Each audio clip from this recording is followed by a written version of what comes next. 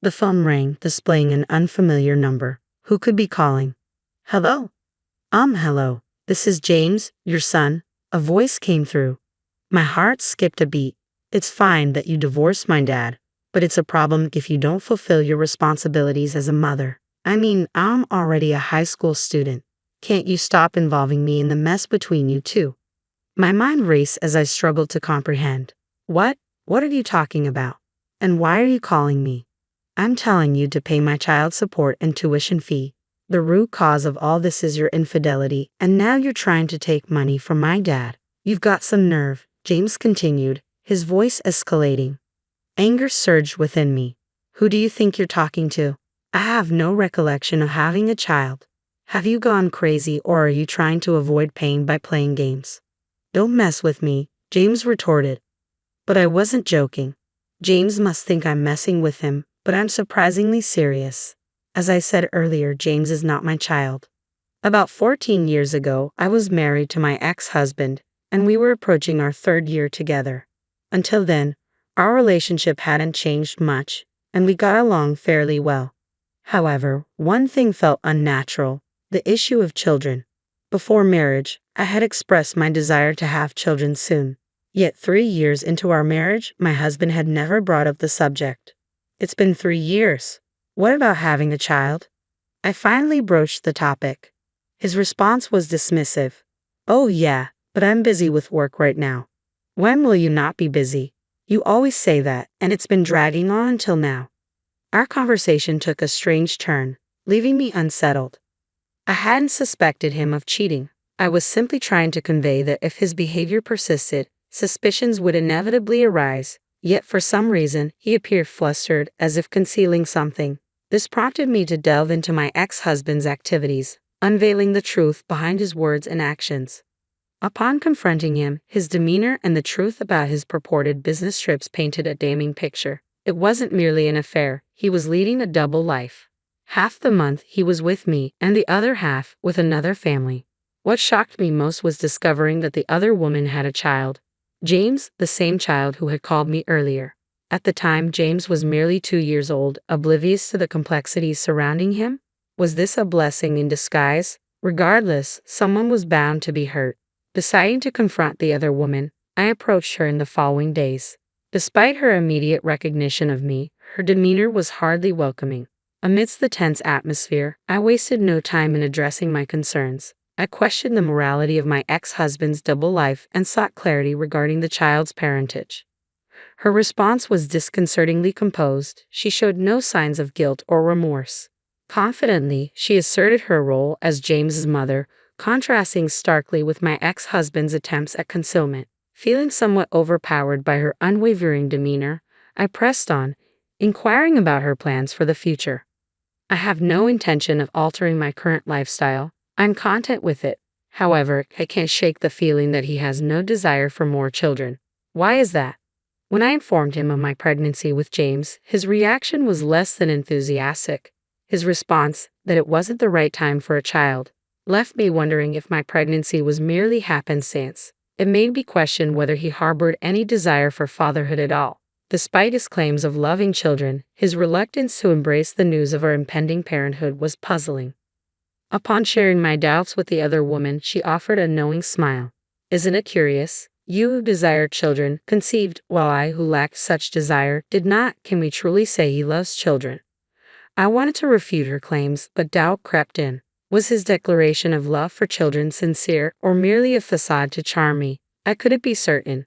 The woman's words lingered in my mind, casting doubt on my convictions. It seemed my ex-husband was now contemplating the prospect of children, a notion he hadn't entertained before. As I pondered her assertions, her unwavering confidence left me feeling despondent. Days later, I took decisive action, filing for divorce and expressing my intention to seek a fair division of assets. He probably learned about me from the other woman. My husband accepted everything without questioning, even our divorce and my claims. In the end, I pondered why he had married me. That remained my sole curiosity until the very end. On the day I packed my belongings and left our home, I finally asked him the burning question: why did he marry me? I'm not sure. I don't really understand it myself, he admitted. I pressed further, wondering why we had tied the knot in the first place. You're right. We shouldn't have married at all, he confessed. We made a mistake. But Susan, you know I married you because I loved you. We just made the wrong choice. Let's strive for a better life from now on. Thank you for everything. With a heavy heart, I responded, thank you too. I'll pray not to choose someone like you in the next life. And so we parted ways. I embraced my newfound single status, seeking a fresh start. I changed jobs and relocated to another state, approaching everything with a renewed perspective. It was a challenging but ultimately enriching experience. Occasionally, I received administrative messages from my ex-husband, but we never shared details of our lives. He had his path, and I had mine. However, after a decade of silence, I received an unexpected call from James. I pondered the reason behind James's call, but never anticipated his demand for child support and school fees. James, the product of an affair between my ex-husband and another woman, had no legal claim on me. Despite my attempts to explain this, he refused to listen. Shouldn't you feel ashamed as a mother? He accused, hurling hurtful words my way. Though his words grated on my nerves, I refrained from displaying anger, knowing it would only hinder communication. After a few moments, I seized the opportunity to speak. Firstly, how did you even get my number? I questioned. Obviously from your dad. Our family has been facing financial hardships, leading to struggles with school fees and Sarge. Dad blamed you entirely, painting me as the villain. But that's not the truth. His revelation struck a chord, explaining his anger. Yet it infuriated me to realize my ex-husband had deceived James, manipulating him against me. Dealing with this post-divorce ordeal was tiresome, but I couldn't ignore James's plight. Despite being a stranger to me, his innocence demanded compassion. Since then, I've remarried and have a child with my current husband. As a parent myself, I couldn't turn a blind eye to James' predicament. Feeling a sense of responsibility towards him, I resolved to begin by revealing the truth. At 16, James was old enough for an adult conversation. James, everything I'm about to tell you is the truth. I began. If you need proof, I can provide a DNA test. Will you listen? He nodded. I explained to James that we weren't parent and child and that I had divorced his father over a decade ago. Initially skeptical, James's demeanor shifted as I unveiled the facts. If what you're saying is true, then why did Dad make me call you? He questioned. James went on to reveal that he contributed financially by working part-time, with his father managing his earnings. Despite the family's financial struggles, James remained understanding and cooperative. But haven't you ever wondered why they can't pay for your school fees? I asked. James admitted to suspicions regarding his father's handling of finances, prompting me to consider investigating further. With James's consent and a promise to keep our conversation confidential, I embarked on a 3-week investigation into my ex-husband's affairs. And keep the contents of our call today a secret from your dad, okay? I requested. With his assurance, I commenced my inquiry into my ex-husband's actions. I enlisted the help of a private investigator and anxiously awaited the findings. Some might deem my actions excessive, but my sole motivation was James's well-being. I cared little for judgments labeling me as overly invested in someone else's affairs. When a child's welfare hangs in the balance, indifference is not an option. Amidst my determination to uncover the truth, my disdain towards my ex-husband simmered. His deceit towards his son fueled my anger, intensifying with each passing day of the investigation. After 3 weeks of anticipation, the investigator's report arrived, delivering a blow that left me reeling. Anger coursed through me as I learned the extent of my ex-husband's deception. Contrary to James's belief, my ex-husband wasn't a full-time employee but a temporary worker, recently laid off and now frequenting the unemployment office and casinos. His appearances in business attire masked his desperate job hunt, a far cry from the stable image he projected to his son. Worse still, my ex-husband shamelessly extorted money from James under the guise of remorse, only to squander it on frivolous pursuits. James's generosity, born from compassion, inadvertently funded his father's reckless habits. This revelation fueled my indignation.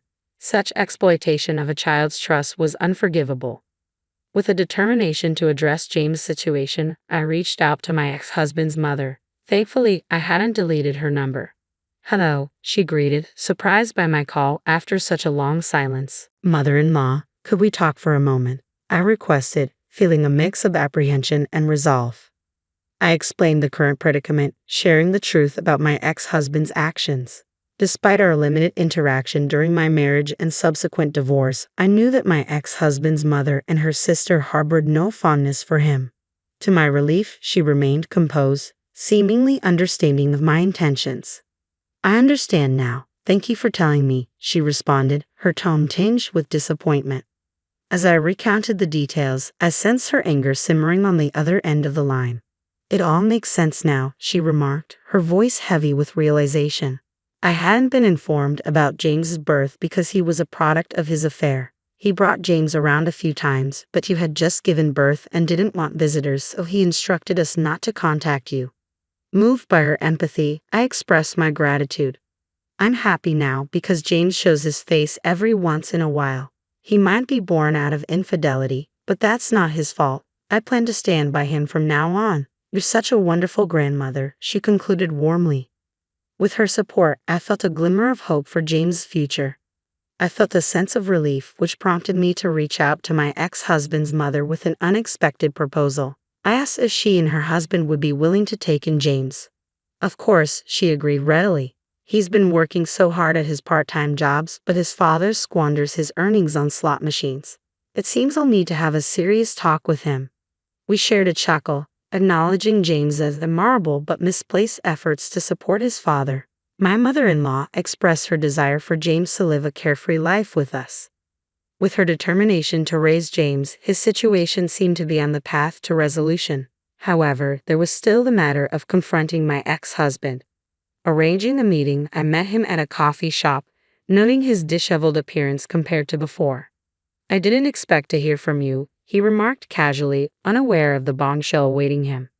As he spoke of his financial struggles and deception, I seethed with anger. But before I could confront him, my mother-in-law, her sister, and James approached our table, having overheard his confession. They didn't hold back, condemning his actions and character. My ex-husband, caught off guard, could only stammer in response. Witnessing his true nature exposed, my ex-husband faced the consequences. Under my in-laws' guidance, he was put to manual labor, his earnings deducted as child support for James' expenses. Meanwhile, James found solace with my in-laws, distancing himself from his father's toxicity. He embraced his grandparents' kindness, embodying the innocence of youth. Reflecting on my actions, I pondered their righteousness. Yet seeing James' improved circumstances, I harbored hope for his happiness.